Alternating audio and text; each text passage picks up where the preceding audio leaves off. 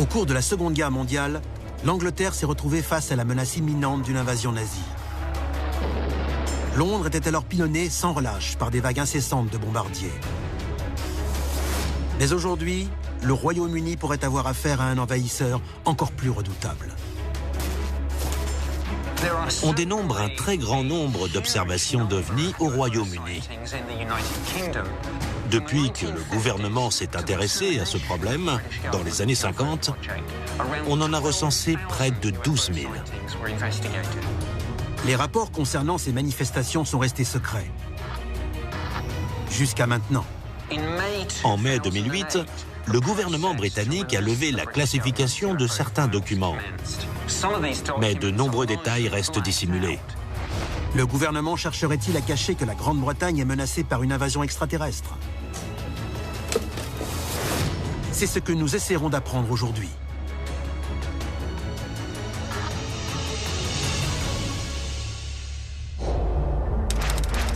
La machine est en marche. Des dossiers restés confidentiels pendant des décennies et décrivant des manifestations extraterrestres ont été rendus publics. Nous allons révéler le contenu de ces documents et découvrir ce que le gouvernement américain voulait cacher. C'est à suivre dans Alien Files, l'émission qui perce les plus grands secrets de la planète Terre. Aberdeen, en Écosse, année 2012. Une nuit glaciale recouvre les Lowlands. La famille Ritchie est tout à coup réveillée par de puissantes lumières venant du ciel. En regardant par la fenêtre, ils découvrent avec stupeur un objet circulaire flottant au-dessus de leur ferme. Il y restera 4 heures. Grâce à leur caméscope, la famille enregistre des images de l'objet avant qu'il ne s'éloigne. Les autorités déclarent qu'il n'y a aucun moyen de savoir si un aéronef se trouvait dans cette zone à ce moment précis. Mais comment est-ce possible dans l'un des espaces aériens les mieux contrôlés? Selon certains experts, ce n'est pas la première fois que le gouvernement tente de cacher des faits de cette nature. Les gens ont longtemps pensé que le ministère de la Défense britannique s'intéressait beaucoup plus aux ovnis qu'il ne le disait. En 2008, le gouvernement britannique lève le voile sur 50 ans d'archives classifiées sur les ovnis. Il s'agit de centaines de dossiers, totalisant près de 10 000 pages de rapports. Quand le gouvernement a annoncé qu'il allait déclassifier les dossiers sur les ovnis, les gens auraient dû s'y intéresser. Si un seul de ces dossiers s'avérait fondé, notre monde changerait à jamais. Dossier déclassifié des X-Files britanniques. Tangmere, dans le Sussex, en juin 1950. Un pilote de la Royal Air Force est en vol d'entraînement. Il est dépassé par ce qu'il décrit comme un objet en forme de disque, brillant et tournant sur lui-même. C'est l'un des nombreux rapports d'observation d'OVNI qui sera traité par les autorités aériennes civiles et militaires. Les témoignages s'accumulent au point que le gouvernement ne peut plus les ignorer. Une enquête est diligentée sous le secret. Son objectif, expliquer l'apparition de soucoupes volantes. La Grande-Bretagne semble prendre le sujet des ovnis très au sérieux. Mais un an plus tard, l'enquête est abandonnée et les affaires classées. Cette enquête a conclu au fait qu'il n'y avait pas de quoi mobiliser le temps et les ressources du gouvernement. Le rapport, pourtant rassurant, n'a pas été communiqué au public.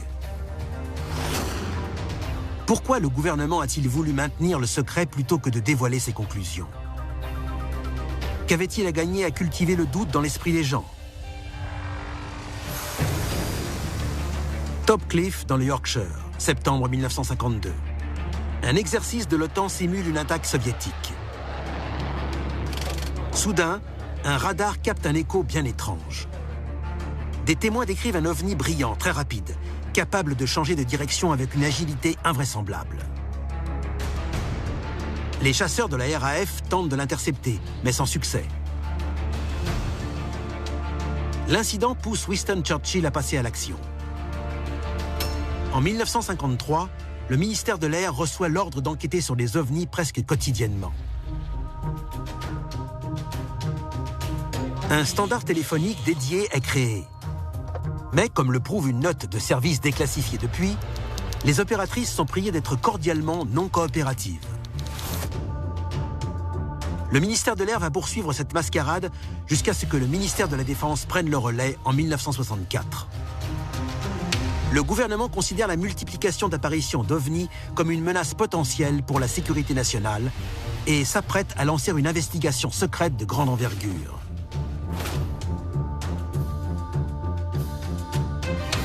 Les constatations faites lors de cette enquête viennent seulement d'être révélées.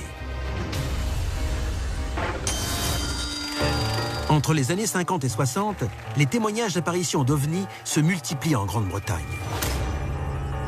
Ils atteignent leur paroxysme en 66 et 67, en plein mouvement psychédélique, alors que font rage la course à la conquête spatiale et la guerre du Vietnam. En 2 ans, le standard dédié aux OVNI reçoit près de 400 signalements. On en débat jusqu'au Parlement, pour le plus grand amusement des élus sceptiques.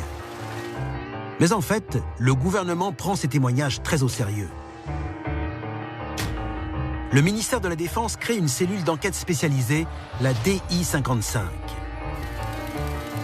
Son existence est maintenue ultra secrète jusque dans les années 90.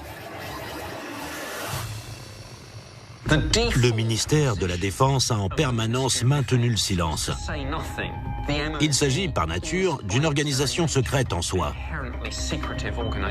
C'est probablement l'une des administrations les plus secrètes qui puisse être au sein d'un gouvernement. Le DI-55 opère tout au long des années 70, jusqu'à ce que survienne l'une des affaires d'OVNI les plus retentissantes de l'histoire britannique. Dossier déclassifié, l'affaire de Rendlesham Forest.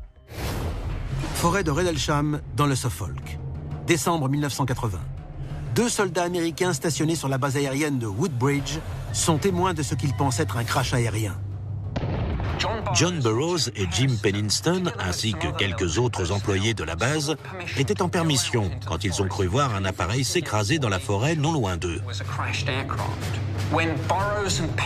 En arrivant sur les lieux, les 2 hommes n'ont pas découvert le site d'un crash, mais un ovni posé dans une clairière. L'incident s'est produit près de 2 bases majeures de l'OTAN. Il constitue donc une menace sans précédent pour la sécurité de ces sites hautement stratégiques. Et ce ne sera pas la dernière. Un autre soir, un jeune soldat serait entré en trombe dans le mess des officiers, se serait précipité vers le commandant adjoint de la base, l'aurait salué et lui aurait dit « Mon colonel, c'est de retour ». Le colonel Holt est sceptique. Mais il décide de se rendre sur les lieux avec un enregistreur et un compteur Geiger. Nous avons trouvé une trace d'impact dans une zone de végétation. Il détecte des traces de radiation significatives. Le compteur augmente. Par à coup. Au cours de son inspection, il remarque d'étranges lumières clignotantes. Attendez. Doucement. C'est où? Juste à cette position, en face de nous, entre les arbres. Là, encore. Le colonel fait une description de ce qu'il observe. Direction nord, nous voyons 2 objets étranges, en forme de demi-lune. Ils virevoltent et ils émettent des lumières colorées. Je vois une sorte de rayon descendre vers le sol. J'ai écouté cet enregistrement. Le colonel Hout décrit ce que lui et ses hommes observent. Un objet volant non identifié, restant sur place à une certaine distance, puis se mettant à approcher. Ça vient vers nous. Ça approche. L'affaire de la forêt de Rendlesham est sans aucun doute l'un des témoignages d'observation d'OVNI les plus stupéfiants. L'incident entraîne un long débat au Parlement au sujet des OVNI et de la sécurité nationale. Mais une fois encore, le ministère de la Défense considère que la menace n'est pas fondée et le dossier est clos. Pourtant, le doute subsiste encore dans l'esprit de certains. Quand les X-Files britanniques ont été rendus publics, des milliers de témoignages datant de 1965 à 2009 ont été dévoilés. Bizarrement, ceux datant de 1980 à 82, parmi lesquels ceux liés à l'incident de Rendlesham, sont introuvables. Le ministère de la Défense avouera un peu plus tard qu'ils ont été détruits par erreur. Comment un dossier aussi important a-t-il pu être détruit? L'a-t-il vraiment été? Ou est-ce que le gouvernement britannique cache quelque chose? Qu'y avait-il d'autre dans ces dossiers? Il s'avère que cette destruction accidentelle d'un dossier sensible n'est pas une première. Dossier déclassifié, le protocole de Pitlochry. Pitlochry en Écosse, 1990.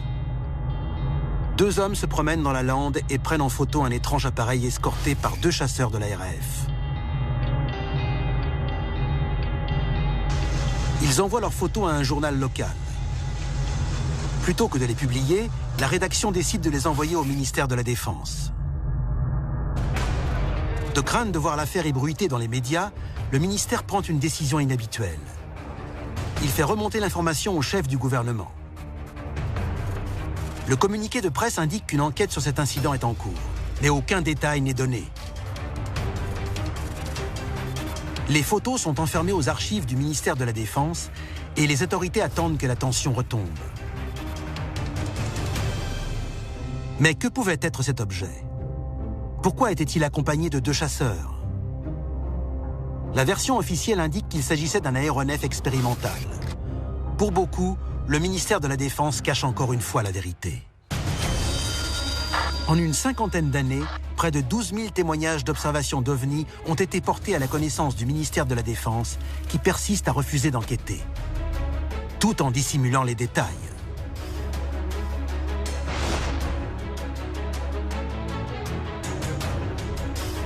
Certains dossiers, comme celui de l'affaire de Redelsham Forest et de Pitlochry, disparaissent purement et simplement des archives.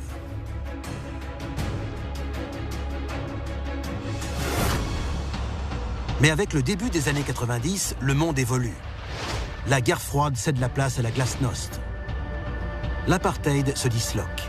Le monde entier semble se tourner vers une optique de transparence. Le gouvernement britannique charge un homme de lever le voile sur certaines affaires impliquant des ovnis. Son nom, Nick Pope. Quand on m'a chargé des enquêtes sur les ovnis en 1991, je ne savais pas à quoi m'attendre. Je ne m'intéressais pas vraiment au sujet. Pour moi, c'était une mission gouvernementale comme une autre. Très vite, Nick Pope va se rendre compte que le poste qu'il occupe désormais n'a rien d'ordinaire.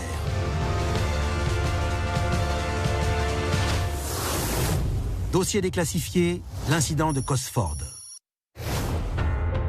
Depuis son arrivée au ministère de la Défense il y a 2 ans, Nick Pope traite les signalements d'OVNI avec la plus grande considération.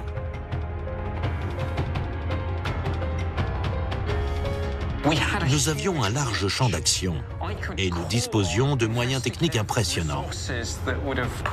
Quand je recevais une photo ou une vidéo, je pouvais faire appel aux analystes et au matériel de la RAF pour l'examiner. Il a déjà enquêté sur de nombreuses affaires, mais rien ne pouvait le préparer aux événements surréalistes survenus le 30 mars 1993. Une vague de signalements, s'étendant sur près de 6 heures à travers tout le Royaume-Uni, est survenue. Cette étrange série d'apparitions d'OVNI s'achève par celle d'un aéronef imposant survolant les bases aériennes de Cosford et Shawbury dans les Midlands. Des dizaines de témoins ont vu cet objet, parmi lesquels un officier de la RAF en service depuis 8 ans. Il a été un témoin direct de ce qui s'est passé ce soir-là. On ne pouvait pas espérer mieux. L'officier aperçoit un aéronef de forme triangulaire en vol stationnaire à environ 70 mètres du sol, émettant un bourdonnement et tirant une sorte de faisceau laser vers le sol. L'appareil s'approche lentement de la base, puis coupe son laser et disparaît à l'horizon avec une accélération nettement supérieure à celle d'un chasseur à réaction. La scène sidère complètement l'officier aux 8 années de service. Quand j'ai interrogé ce témoin, le lendemain matin, sa voix tremblait encore. Nick Pope note un certain nombre de similitudes entre cette affaire et celle de Redelsham Forest, survenue 10 ans plus tôt. Les témoins étaient des militaires et l'OVNI de forme triangulaire. La seule différence entre ces deux incidents était la taille de l'aéronef. S'agissait-il d'engins construits par la même race d'extraterrestres? La Grande-Bretagne était-elle l'objet de visites régulières?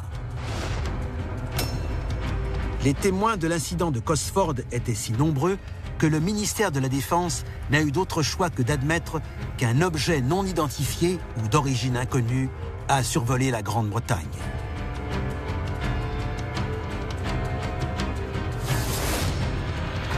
En 1998, Tony Blair tient une réunion à huis clos avec le ministère de la Défense afin de débattre des risques liés à la levée du secret sur les dossiers concernant les ovnis. Il confie alors qu'il ne s'intéresse que moyennement aux ovnis, mais qu'il ne remet pas en cause l'existence d'une vie extraterrestre. Il faudra encore 10 ans pour que le gouvernement lève enfin le voile sur les fameux X-Files britanniques en 2008. Le contenu de ces dossiers a de quoi secouer l'opinion publique. Jusque-là, tout le monde avait quelques pièces du puzzle, mais personne ne les rassemblait. Avec cette levée du secret, nous avons enfin pu avoir une vision d'ensemble de ces phénomènes. Ce processus de déclassification a permis au grand public de prendre connaissance de centaines de dossiers et ainsi de dévoiler des décennies de désinformation sur les ovnis. Certains documents démontrent clairement que le gouvernement a tenté de minimiser l'ampleur des apparitions d'ovnis, qu'il a cherché à discréditer les quelques témoignages relatés par les médias et à faire passer ceux qui enquêtaient sur ces phénomènes pour des déséquilibrés. Les X-Files britanniques ont révélé des faits intrigants, dont la première manifestation remonte à l'affaire de Rendlesham Forest. Selon certaines rumeurs, la base de Woodbridge abritait l'arme nucléaire. Ces ovnis pouvaient être intéressés par nos sites de lancement de missiles ou notre programme atomique. En 2009, le gouvernement a fermé du jour au lendemain le standard dédié aux observations d'ovnis, laissant les témoins potentiels sans personne vers qui se retourner. Nous vous informons que le ministère de la Défense ne prend désormais plus en compte les signalements d'OVNI. Il n'est donc plus possible de laisser de messages à ce numéro. Rendez-vous sur notre site internet pour plus de détails. Le mois suivant cette fermeture, les observations d'OVNI ont triplé dans le Royaume-Uni. Il y a un dicton militaire qui dit « À entraînement difficile, guerre facile ». On devrait mieux se préparer à l'éventualité d'une invasion extraterrestre. Notre défense doit être notre préoccupation première. Quels sont les risques d'un contact avec des extraterrestres hostiles? La Grande-Bretagne est-elle prête à faire face? C'était Alien Files, l'émission qui perce les plus grands secrets de la planète Terre.